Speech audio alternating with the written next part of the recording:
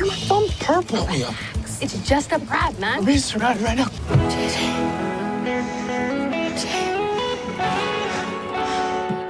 Outer Banks Season 3 was another awesome season. There's a lot to go over. Let's quickly start by recapping the main plot and ending. Then we'll dive into some of the subplots, character arcs, and the best moments of the season, saving the best for last. And you know what that was. We'll get there.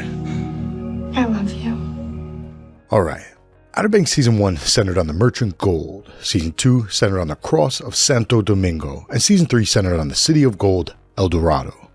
The season began with the Pogues on their island paradise of Pogelandia, and although they all pretended that it was enough, most of them secretly wanted to go home, home being the primary theme of the season.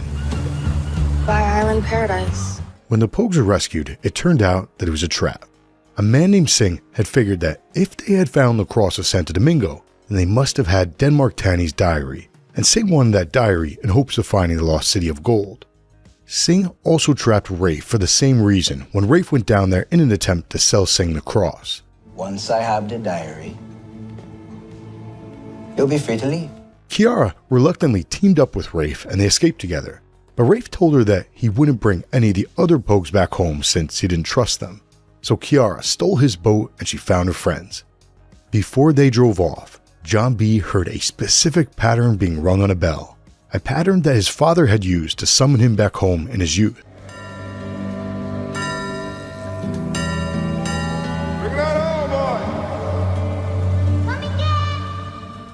Although John B didn't know that his father was still alive, he went to the sound of the bell, found his father, and they went back home.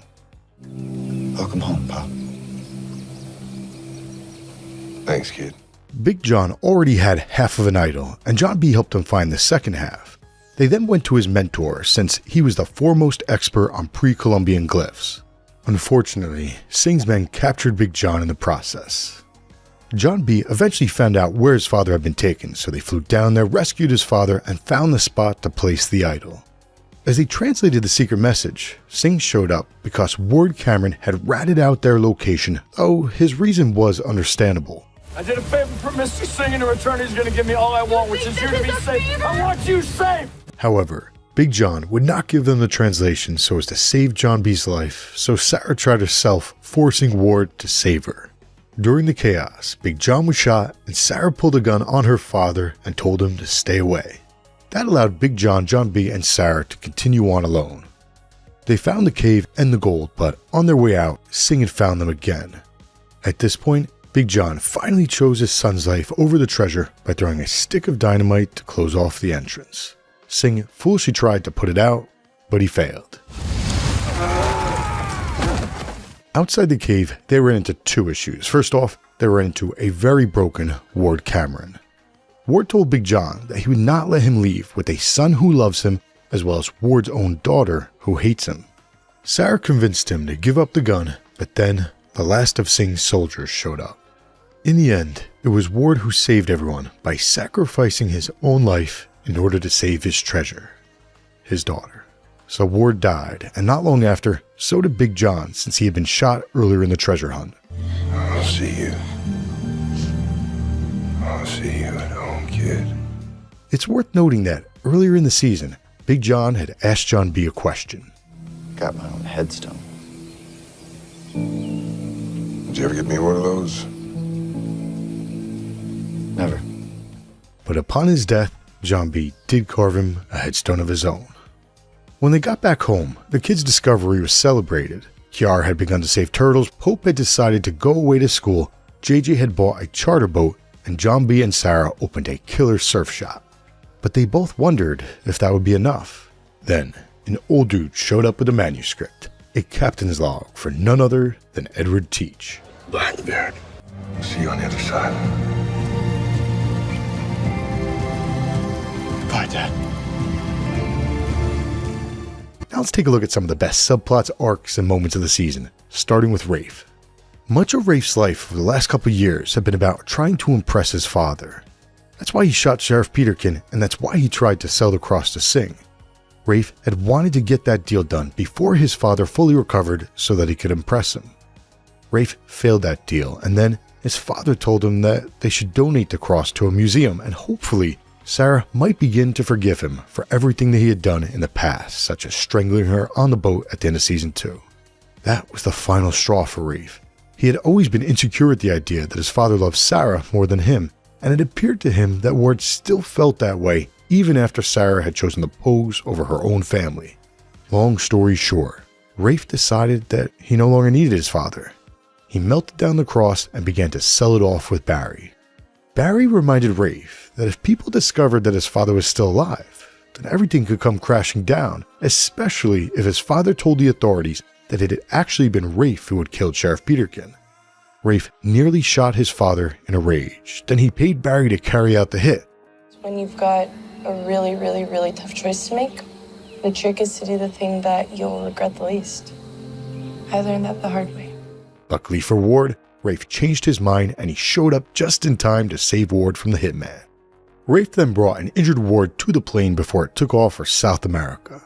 Rafe is a very interesting character, and the actor does a great job with him. But now, let's talk about the characters whom we don't just love to hate. Think quick.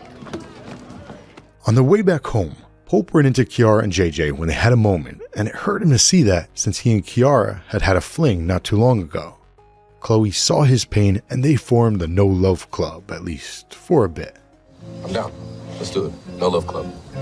All right. When they first got home, Pope's parents were thrilled to find out that he was still alive. They even welcomed Cleo into their home, and they could tell that there was something there between them, even if the kids didn't yet realize it. I ain't never had my own room before. Now you do. The cross of Santo Domingo meant a lot to Pope since it was part of his ancestors' history. As a result, he was crushed when he found out that it had been melted down. But I'm sick of being the good guy. Pope stole his father's gun and nearly killed Rafe for doing so. Thankfully, Cloe talked him out of it. The two of them also went on their own little adventure in terms of the treasure hunt. They eventually found a document in his family's holdings that allowed Big John to translate the secret message of the idol. So they spent a lot of time together, and this happened. You know the No Love Club?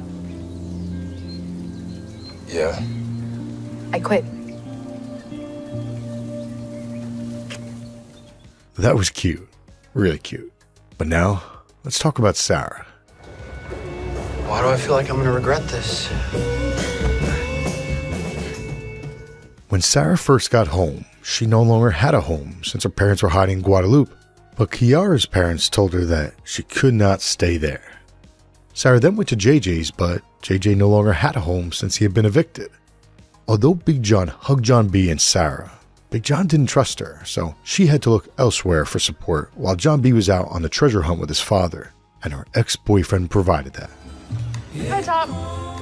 Sarah hung out with Topper and she kissed him. Not gonna lie, I'm all about John B, don't get me wrong, but I love Sarah too, and it was nice to see her happy in that moment, even if she herself would later come to regret that kiss. Do you hate me? Hate's the wrong word. Till death do us part. Please. John B. We're done. Okay. When Sarah told John B the truth, he attacked Topper, and he kept on punching even after Topper was down. Topper was going to press charges, but that would have prevented John B from rescuing his father, so Sarah tricked Topper into waiting just one more day, saying that John B would be gone forever and she would stay there with Topper. Of course, it was a lie. That is why Topper tracked him down and finally pressed charges while they waited on the runway for JJ to return with Kiara. And that is whom we shall turn to next. Walking through rain, So glad you're safe. You know, whatever happens, we're gonna handle it together. Like we always do. Key. It's weird for me, too, but not bad weird. When Kiara first returned home, her parents were ecstatic, just like Pope's parents. Unfortunately, the unconditional love wore off pretty fast. And all that I know is that she was a lot better off before she met you and your friends. Since her father had called him a thief, JJ stole his wallet on the way out. When Kiara found out, she was angry because he was giving her parents a reason not to like him. JJ tried to push Kiara away more than once, possibly because he didn't want to ruin his friendship with Pope, but also because he was scared to open up to her. Like, I love you, dude. What? It's not gonna work. Okay? Eventually, he couldn't resist, and he was about to tell her that, but Topper set John B's house on fire, ruining the moment. Last night, you were saying something before the fire? And he teased her, and he teased us again by telling her that he would tell her later. Ultimately, it was worth the wait, because when it happened, it was perfect. Love you too.